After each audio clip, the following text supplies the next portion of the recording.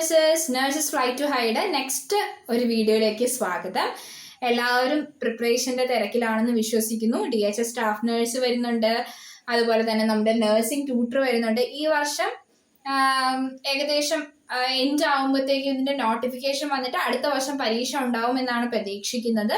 പിന്നെ നോർസെറ്റ് എയിംസും വരുന്നുണ്ട്, RRB നഴ്സിംഗും വരുന്നുണ്ട്. അപ്പൊ എല്ലാവരും കട്ടയ്ക്ക് പഠിച്ചോ, നമുക്ക് ഒരുമിച്ച് പഠിച്ച് മുന്നേറാം. അപ്പൊ ഇന്നത്തെ ടോപ്പിക് വന്നിട്ട് ടൈപ്സ് ഓഫ് ഫീവർ ആണ്.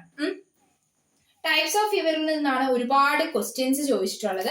അപ്പൊ വളരെ ഇമ്പോർട്ടന്റ് ആയിട്ടുള്ള ടോപ്പിക് ആണ്, എല്ലാവരും ശ്രദ്ധിച്ചിരിക്കണം. Types of fever, there are different types of fever. നമുക്ക് ഓരോ ഫീവറിന്റെ ഓരോ പേരുകൾ നമുക്ക് ആദ്യം എഴുതാം, ദെൻ വി വിൽ എക്സ്പ്ലെയിൻ. അതിനുശേഷം എന്താണ് എന്ന് എക്സ്പ്ലെയിൻ ചെയ്യും. Okay, then first fever is constant fever. Constant fever. The next one is remittent fever.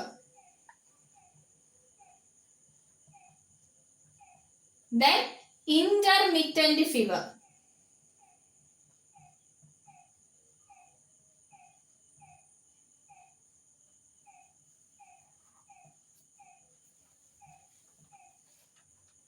Then inverse fever.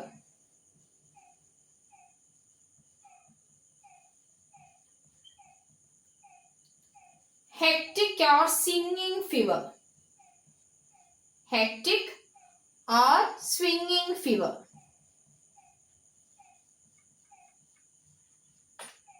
Then relapsing fever.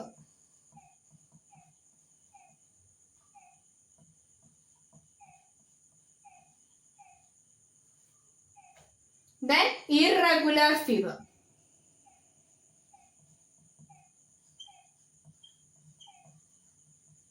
Then fever of unknown origin.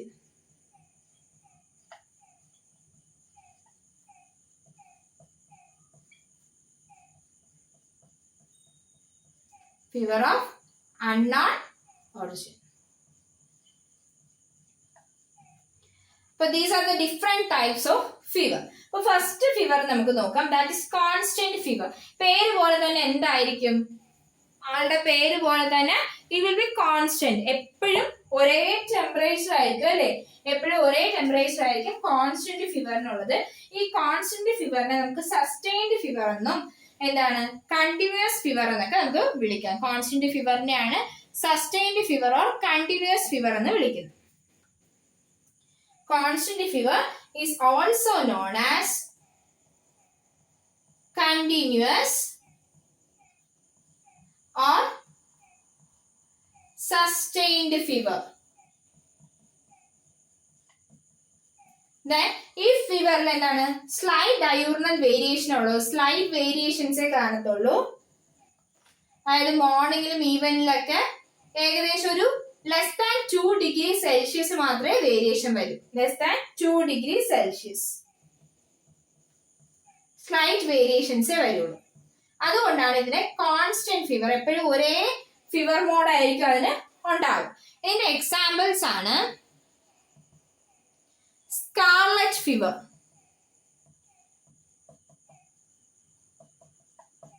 then typhus, then pneumonia,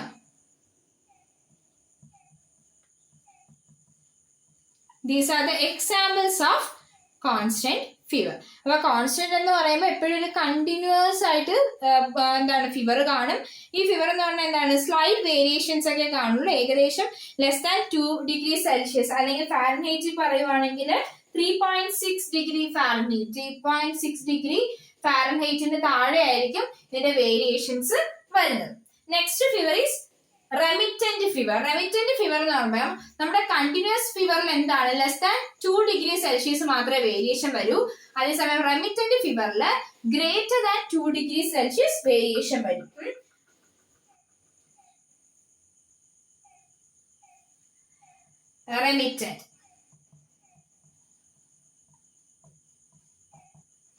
റെമിറ്റന്റ് fever varies over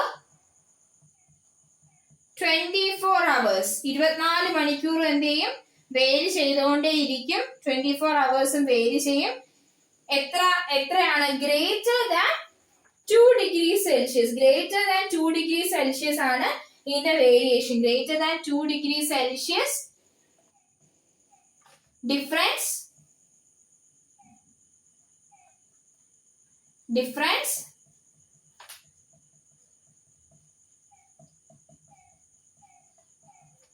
in morning and evening. Morning ഈവനിങ്ങും തമ്മിൽ ഏകദേശം 2 degree സെൽഷ്യസിന്റെ greater than 2 degree സെൽഷ്യസിന്റെ difference വരും. Less than 2 degree Celsius ആണെങ്കിൽ ഈ ഫീവറിന് എന്ത് പറഞ്ഞ കോൺസ്റ്റന്റ് ഫീവർ എന്ന് പറയുന്നത്. ഗ്രേറ്റർ ദാൻ 2 ഡിഗ്രി സെൽഷ്യസിന്റെ മുകളിൽ ഫീവർ ഡിഫറൻസ് വരുന്നുണ്ട്, ടെമ്പറേച്ചർ ഡിഫറൻസ് വരുന്നതുകൊണ്ടാണ് ഇതിനെ റെമിറ്റന്റ് ഫീവർ എന്ന് പറയുന്നത്. റെമിറ്റന്റ് ഫീവർ ഇത് ഒരിക്കലും എന്ത് ചെയ്യില്ല, നോട്ട് റിട്ടേൺ ടു നോർമൽ, നോർമലിലോട്ട് പോവത്തേ ഇല്ല, ഇങ്ങനെ വേരിയേഷൻ വന്നുകൊണ്ടിരിക്കും. No return to normal. That's all about remittent fever. Okay. അപ്പൊ ഇനി അടുത്ത ഫീവറിന്റെ പേരാണ് ഇന്റർമിറ്റന്റ് ഫീവർ. ഇന്റർമിറ്റന്റ് പേര് പോലെ തന്നെ എന്താണ്, ഇടയ്ക്കിടയ്ക്ക് വരുന്ന ഫീവർ ആണ് അല്ലെ ഇന്റർമിറ്റന്റ് ഫീവർ.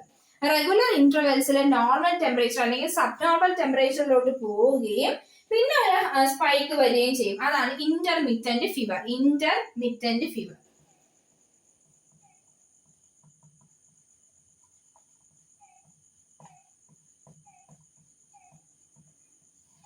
ഇറ്റ്സ് ലൈക്ക് ഇപ്പൊ ഇങ്ങനെ ആണെങ്കിൽ ഇതാണ് 98.6 ഡിഗ്രി ഫാരൻഹീറ്റ്. അപ്പം ഒരു താഴോട്ട് വരുവാണെങ്കിൽ സബ് നോർമൽ, അതായത് താഴോട്ടുള്ള ടെമ്പറേച്ചർ ആണ്, സബ് നോർമൽ ടെമ്പറേച്ചർ ആണ്.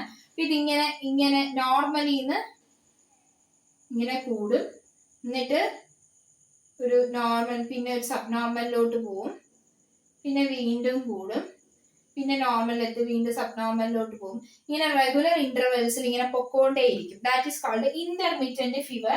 സബ് നോർമൽ ടെമ്പറേച്ചർ എന്ന് പറയുമ്പോൾ ഒരു 95 ഡിഗ്രി ഫാരൻഹീറ്റ് ആണ്. 98 to 95 ഡിഗ്രി ഫാരൻഹീറ്റ് വഴിയാണ് സബ് നോർമൽ ടെമ്പറേച്ചർ ആയിട്ട് കൺസിഡർ ചെയ്യുന്നത് അല്ലെ. അപ്പം temperature increases from normal or subnormal to high and back at regular intervals. Regular intervalsലാണ് ഇതിന്റെ സ്പൈക്കും കാര്യങ്ങളൊക്കെ വരുന്നത്. ബാക്ക് അറ്റ് റെഗുലർ ഇന്റർവെൽസിൽ ഇങ്ങനെ സ്പൈക്ക് വരും, വേരിയേഷൻസ് വരും, വീണ്ടും തിരിച്ച് നോർമൽ ആവും, അങ്ങനെ റെഗുലർ ഇന്റർവെൽസ്.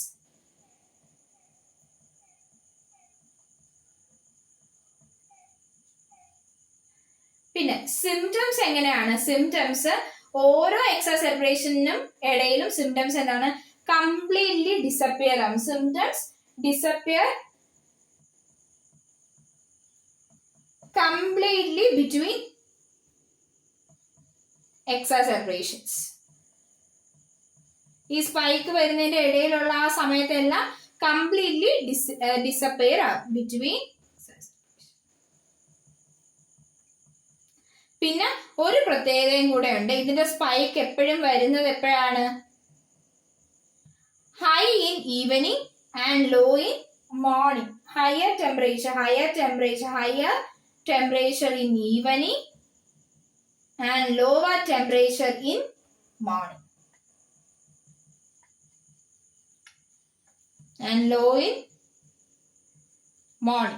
ഞാനിങ്ങനെ ആരോ ഇടുന്നത് നിങ്ങൾക്ക് മനസ്സിലാകുന്നുണ്ട്. മുകളിലോട്ട് കാണിച്ചിരിക്കുന്ന ഇൻക്രീസ് അല്ലെങ്കിൽ ഹയർ എന്നാണ് അർത്ഥം. താഴോട്ട് ആരോ ഇട്ടേക്കുന്നത് എന്താണ്, ഡിക്രീസ് അല്ലെങ്കിൽ ഡിക്ലൈൻ ഓർ ലോവർ എന്നാണ് അർത്ഥം. ഓക്കെ, അപ്പൊ ഇതാണ് ഇന്റർമിറ്റന്റ് ഫീവർ എന്ന് പറഞ്ഞാൽ. അതായത് ഒരു ഫീവർ സ്പൈക്ക് ഉണ്ടാകുന്നു, അതിന്റെ റെഗുലർ ഇന്റർവെൽസിൽ അത് നോർമൽ അല്ലെങ്കിൽ സബ് നോർമൽ ടെമ്പറേച്ചറിലോട്ട് പോകുന്നു. ഇത് സാധാരണ ഹൈ ടെമ്പറേച്ചർ വരുന്നത് ഈവനിങ് ടൈമും ലോ ടെമ്പറേച്ചർ വരുന്ന മോർണിംഗ് ടൈമാണ്. ഇതിന്റെ എക്സാസെർബേഷന്റെ ഇടയ്ക്കുള്ള സമയത്ത്, അതായത് നോർമൽ അല്ലെങ്കിൽ സബ് നോർമൽ ടെമ്പറേച്ചറിലോട്ട് പോകുമ്പോൾ ഇതിന്റെ സിംറ്റംസ് കംപ്ലീറ്റ്ലി ഡിസപ്പിയർ ആവും. നെക്സ്റ്റ് വൺ ഈസ്, നിങ്ങൾക്ക് ഓർമ്മയുണ്ടെന്ന് വിചാരിക്കുന്നത് കോൺസ്റ്റന്റ് ഫീവർ എന്ന് വെച്ചാൽ കോൺസ്റ്റന്റ് ആണ്. Less than 2 degree slight variations മാത്രമേ കാണിക്കുന്നുള്ളൂ. ഗ്രേറ്റർ ദാൻ 2 ഡിഗ്രി വേരിയേഷൻസ് ആകുമ്പോൾ അതെന്താണ്, റെമിറ്റന്റ് ഫീവർ ആയി. അത് പക്ഷെ കണ്ടിന്യൂസ് ആണ്, മീൻസ് കണ്ടിന്യൂസ് ഫീവർ നോർമൽ ടെമ്പറേച്ചറിലോട്ട് പോകത്തില്ല. ഈ നോർമൽ ടെമ്പറേച്ചറിലോട്ട് പോകുന്നു, സബ് നോർമൽ ടെമ്പറേച്ചറിലോട്ട് പോകുന്നു, വീണ്ടും സ്പൈക്ക് വരുന്നു. അങ്ങനെയുള്ള ടെമ്പറേച്ചറിന്റെ പേരാണ് ഇന്റർമിറ്റന്റ് ടെമ്പറേച്ചർ. ഇനി നമ്മൾ ഇന്റർമീഡിയറ്റ് ടെമ്പറേച്ചറിൽ ഒരു ഫീച്ചറും കൂടെ പറഞ്ഞു, higher temperature in evening and lower temperature in morning. ഇതിന്റെ ഒരു ഓപ്പോസിറ്റ് വരുന്നതാണ് ഇൻവേഴ്സ് ഫീവർ.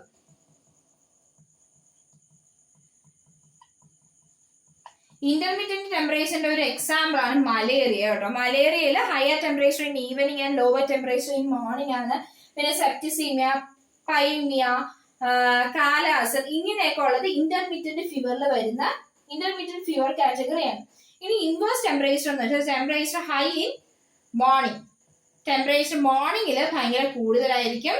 പിന്നെ ലോ ഇൻ ഈവനിങ്. ടെമ്പറേച്ചർ കുറവ് എപ്പോഴായിരിക്കും? ഈവനിങ് സമയത്തായിരിക്കും. അതാണ് ഇൻവേഴ്സ് ടെമ്പറേച്ചർ. നേരെ തിരിച്ച് ഓപ്പോസിറ്റ് വരുന്ന ടെമ്പറേച്ചർ ആണ്. നമ്മൾ പഠിച്ചിട്ടുണ്ട് ടെമ്പറേച്ചർ എപ്പോഴും കുറവ് എപ്പോഴാണ് വരുന്നത്? മോർണിംഗിലാണ്. കാരണം സ്ലീപ്പൊക്കെ കഴിഞ്ഞ് മസ്കുലർ ആക്ടിവിറ്റി ഒക്കെ കുറവായിരിക്കും. അതിന്റെ മോർണിംഗിലെ ടെമ്പറേച്ചർ കുറവും ആഫ്റ്റർനൂൺ ഒക്കെ ആകുമ്പോൾ ടെമ്പറേച്ചർ കൂടി വരുമെന്നാണ് നമ്മൾ പഠിച്ചിട്ടുള്ളത്.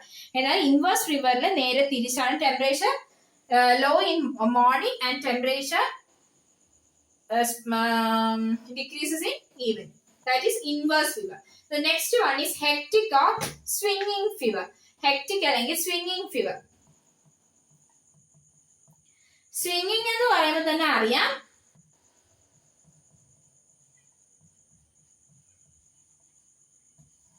നല്ലൊരു വേരിയേഷൻ ലെവലിൽ വരും. അതായത് high temperature and low temperature has a huge difference between high and low temperature. നിങ്ങൾ ആ പേരിൽ നിന്ന് തന്നെ പഠിക്കുക, ഹെക്റ്റിക്. ഹെക്റ്റിക് എന്ന് പറയുമ്പോൾ തന്നെ ഹ്യൂജ് ആണ്. Huge difference in high and low temperature. സ്വിങ്ങിങ് ആണ്. അപ്പം ഹൈക്കും ലോ ടെമ്പറേച്ചറിനും ഇടയിലാണ് സ്വിങ് ചെയ്യുന്നത്. High and low temperature. This is hectic or swinging fever. The next fever is relapsing fever. Relapsing fever എന്ന് വെച്ചാൽ റിക്കറന്റ് ആയിട്ട് വരുന്ന ഫീവർ. അതായത് ഒരു 1 to 2 days നോർമൽ ആയിരിക്കും, പിന്നെ വീണ്ടും ഫീവർ വരും. വീണ്ടും 1 to 2 days നോർമൽ ആയിരിക്കും, വീണ്ടും ഫീവർ വരും. That is relapsing fever. Relapsing fever എന്ന് വെച്ചാൽ normal temperature relapsing fever.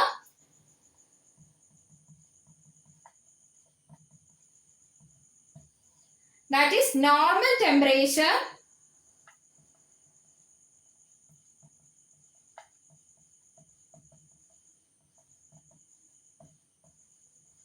for 1 to 2 days after a brief period of fever. കുറച്ച് ദിവസത്തേക്ക് ഫീവർ കാണും, അതിനുശേഷം വീണ്ടും ഒരു നോർമൽ ടെമ്പറേച്ചർ വരും, വീണ്ടും ഫീവർ വരും, വീണ്ടും ഒരു 1 to 2 days നോർമൽ ടെമ്പറേച്ചർ ആയിരിക്കും. This fever is called relapsing fever. The next one is irregular fever. Irregular fever എന്താണ്? ഇറഗുലാരിറ്റി ആണ്. വേറെ ഒന്നിനും ക്ലാസിഫൈ ചെയ്യാൻ പറ്റില്ല. ഇറഗുലർ ഫീവർ എന്ന് പറഞ്ഞാൽ വേറെ ഒന്നിനും do not classify under any other classification. That is irregular fever. Completely irregular.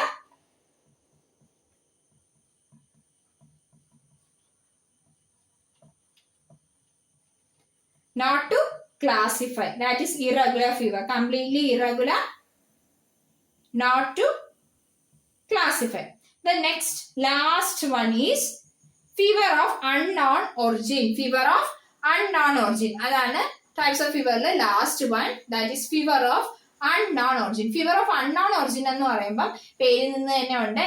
നമ്മൾ ഇൻവെസ്റ്റിഗേഷൻ വിട്ടാലും എന്തുകൊണ്ടാണ് ഈ ഫീവർ ഡിസീസിന്റെ കോസേഷൻ നമുക്ക് മനസ്സിലാവില്ല. ഡിസീസ് ഏതാണെന്ന് നമുക്ക് മനസ്സിലാവില്ല.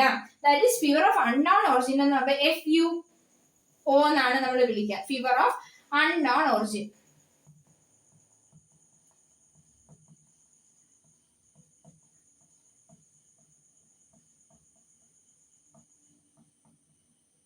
ഇതിൽ ടെമ്പറേച്ചർ എപ്പോഴും എത്രയാണ്? ടെമ്പറേച്ചർ എന്ന് പറയുന്നത് എപ്പോഴും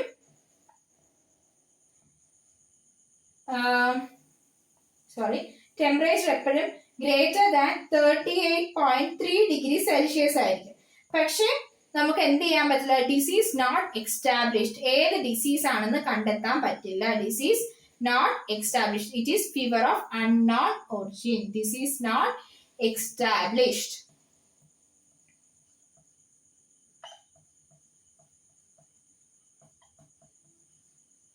After 1 week of hospital investigation. ഒരാഴ്ച കഴിഞ്ഞിട്ടും നമുക്ക് എന്താണ് ഡിസീസ് ഏതാണെന്ന് 1 വീക്ക് ഓഫ് ഹോസ്പിറ്റൽ ഇൻവെസ്റ്റിഗേഷൻ ഒക്കെ നടത്തി എന്നിട്ട് ഡിസീസ് ഏതാണെന്ന് നമുക്ക് കണ്ടെത്താൻ കഴിയില്ല. That is fever of unknown origin, also known as FUO.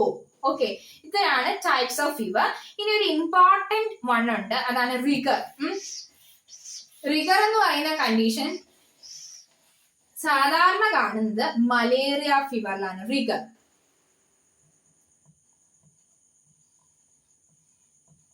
Rigger എന്ന് പറയുമ്പോൾ സഡൻ ചില്ലിംഗ് ആണ്,